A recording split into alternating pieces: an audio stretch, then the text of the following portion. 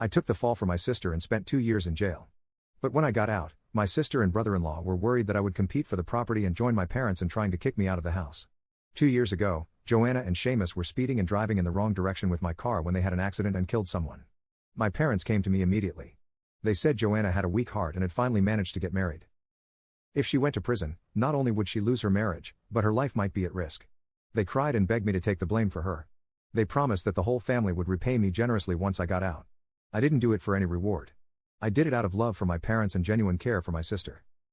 I sacrificed myself, went to prison for her, sold my car, drained my savings, lost my job, paid the compensation, and endured all the insults. But I never expected my wholehearted sacrifice to be met with utter betrayal and contempt. I don't understand. Isn't blood supposed to be thicker than water? Why does family loyalty become so insignificant when faced with personal gain? Joanna heard my words, and her face turned dark with displeasure. She retorted, "I've already thanked you for taking the fall. What more do you want from me?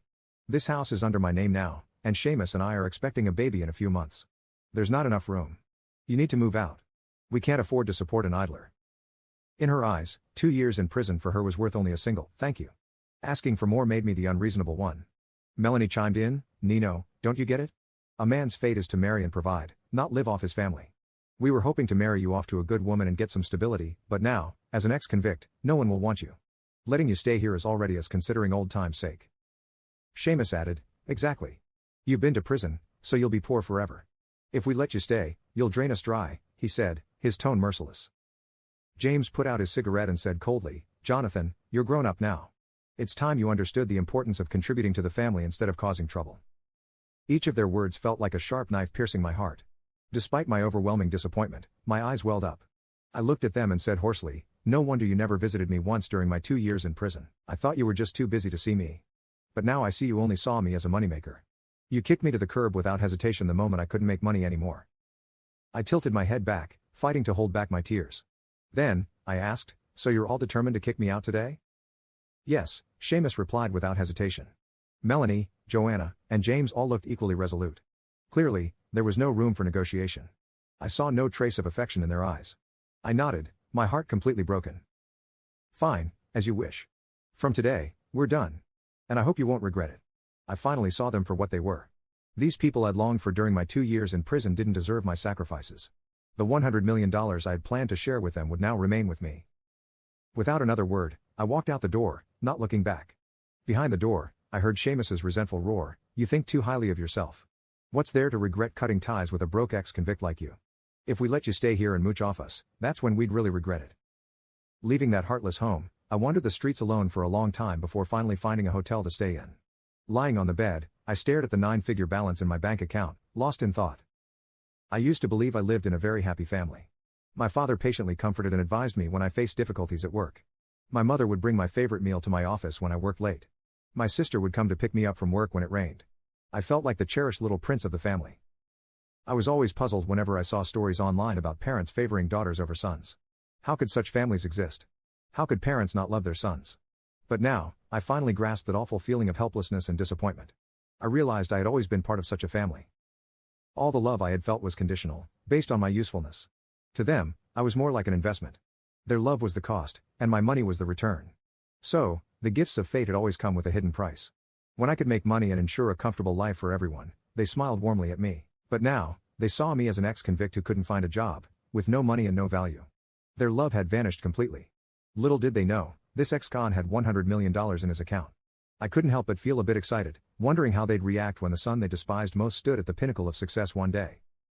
The next day, I arrived at a hotel in the city center. This wasn't just any hotel. It was a top-notch, sprawling establishment that catered to dining, lodging, banquets, and even business activities. It had 8 floors and occupied an entire building. The location, surroundings, and foot traffic were all excellent. Before I went to prison, I worked as a hotel lobby manager. Naturally, I wanted to return to my old profession. Only this time, not as a manager but as the owner.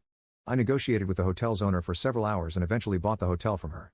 I took over management that very day. From then on, I lived and ate at the hotel, seizing every moment to learn and develop new management and operational strategies. Under my leadership, the hotel's business flourished, becoming so popular that it was almost impossible to get a reservation. I soon became a bona fide wealthy man in the city. One evening, 6 months later, while inspecting the dining department, I overheard Joanna in a private room. This hotel is so popular. I had to book my daughter's 1 month celebration 2 months in advance just to get a table. I've heard that only the creme de la creme get to dine here. Joanna, you made it, bringing us to such a lavish place. I froze in place and realized Joanna had brought our parents and a bunch of relatives to this private room for her newborn daughter's 1 month celebration. Melanie was busy showing off by recording videos on her phone. My face appeared in the frame when her camera panned to the door. Jonathan? What are you doing here? Melanie put down her phone and frowned at me. Upon hearing this, everyone in the room turned their gaze toward me, standing at the doorway. Jonathan, have you no shame? You knew we were having a banquet here today and followed us just to scrounge a meal? Seamus rushed over and scolded me as if I were the plague. Who said I was here to scrounge for food? I replied calmly, what are you here for if you're not here to scrounge? Begging? This is a high-end place reserved for the wealthy. If you're hungry, go dig through the trash outside. That's where you belong, she said, crossing her arms and looking at me with utter disdain.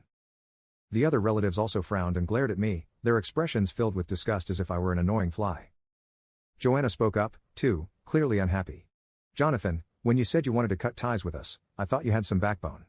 But now, you've stooped to follow us for a free meal. It's really disgusting. Before I could respond, James chimed in, Jonathan, I taught you from a young age to be self-reliant and have some backbone. Have you forgotten? How could you throw away your dignity for a meal? I looked at them and sneered, it's just a meal. It doesn't matter to me. You're really something, aren't you? Sour grapes, as if you, a penniless ex-con, could ever afford a meal here even if you worked your whole life, Seamus sneered.